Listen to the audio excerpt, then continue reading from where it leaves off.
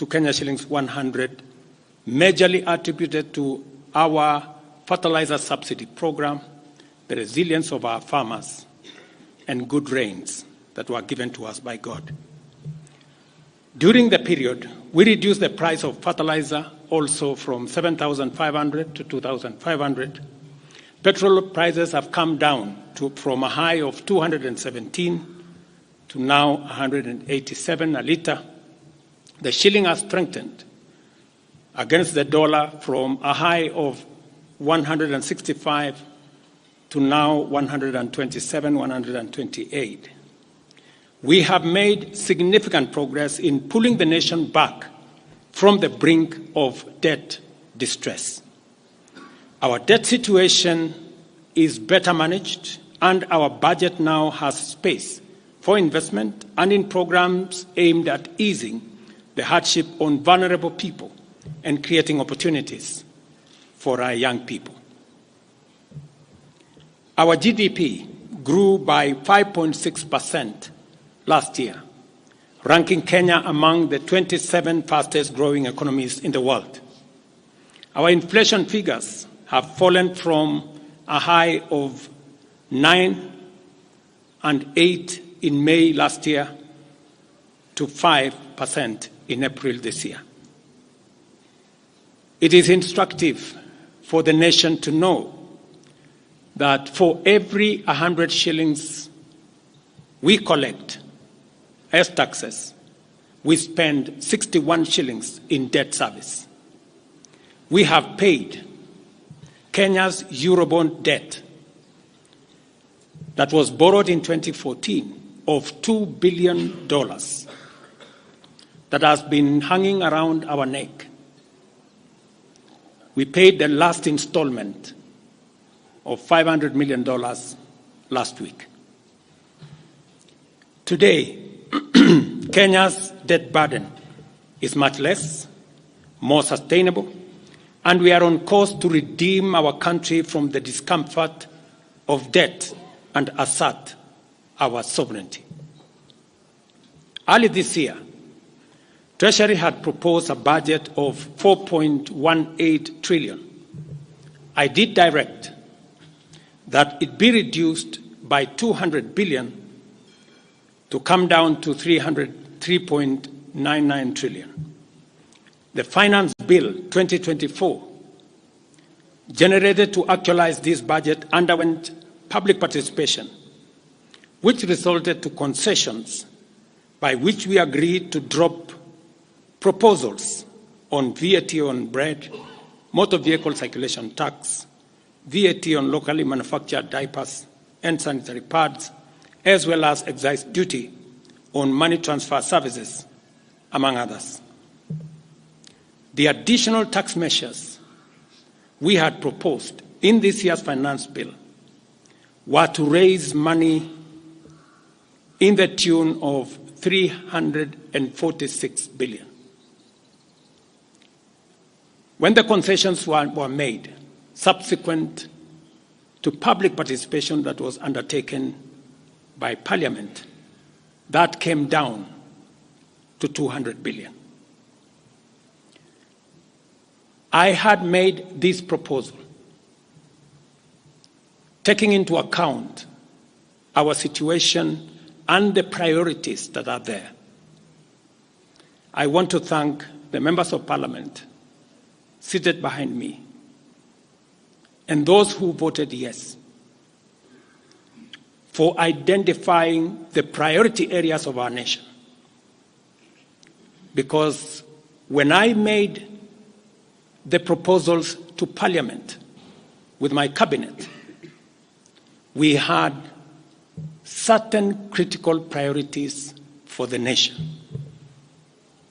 Number one is our agriculture.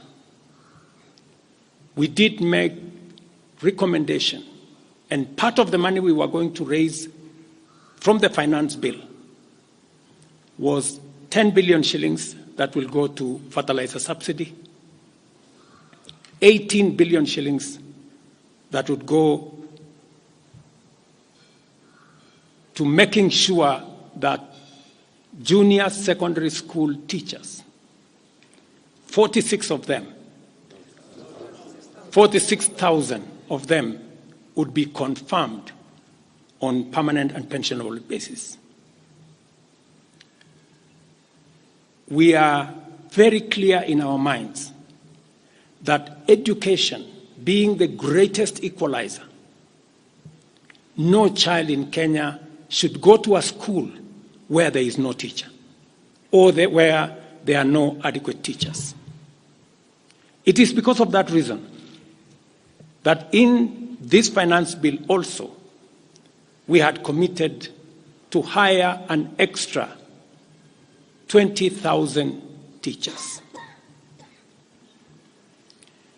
We also had envisioned, because of the program of last mile connectivity to homes, especially in rural areas, we had committed 14.5 billion shillings, 50 million for every constituency for the last mile connectivity. Because we realize that there are many people who today cannot go to hospital because they cannot afford, because they have no health insurance. We had committed 6 billion shillings to operationalize our universal health coverage plan that would make it possible for every citizen to have a health insurance, those who cannot afford to be paid for by the government of Kenya, and to also operationalize the chronic illness fund that would make it possible for those who suffer from cancer, diabetes, hypertension, to be able to go to hospital, be treated, and go home without being asked for any money. We also had planned to put in money for our coffee farmers to retire the heavy debts that are bedeviling our coffee farmers. We also had allocated money for our sugarcane farmers to make sure that our sugarcane farmers get out of the debts that they're in. We had also committed to our milk farmers 2 billion shillings to make sure that every farmer is paid a minimum of 50 shillings per litre, to make sure that these farmers, very hard-working citizens of our nation, get a fair return for their hard work and for feeding our nation. And that is why I commend these members of parliament for agreeing with us that all the priority areas I have mentioned were the right priorities to be funded. And by so doing, they supported the proposal to incorporate also the views of the people. These members of parliament came back to us after they went to listen to the people of Kenya. And they came back and reduced the budget on their own by 146 billion shillings. Notwithstanding all these concessions, it has become evident that members of the public still insist on the need for us to make more concessions. And because I run a government, but I also lead people, and the people have spoken, I am grateful to all the members of the National Assembly who voted yesterday affirmatively for the Finance Bill 2024 as amended on the floor of the House to incorporate the views generated through public participation.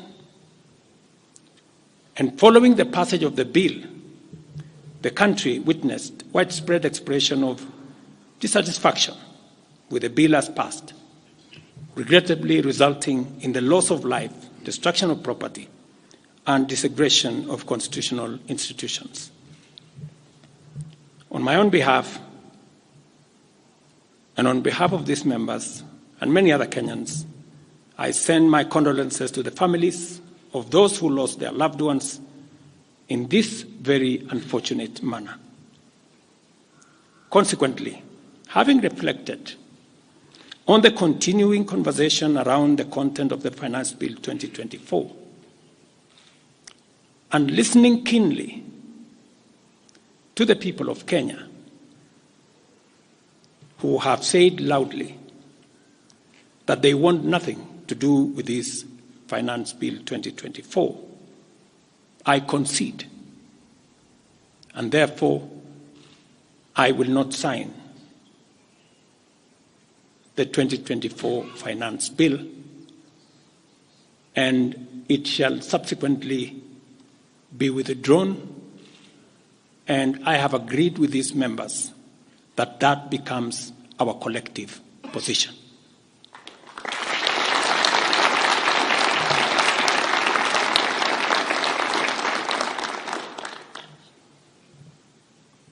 Accordingly, there is need for us as a nation to pick up from here and go into the future.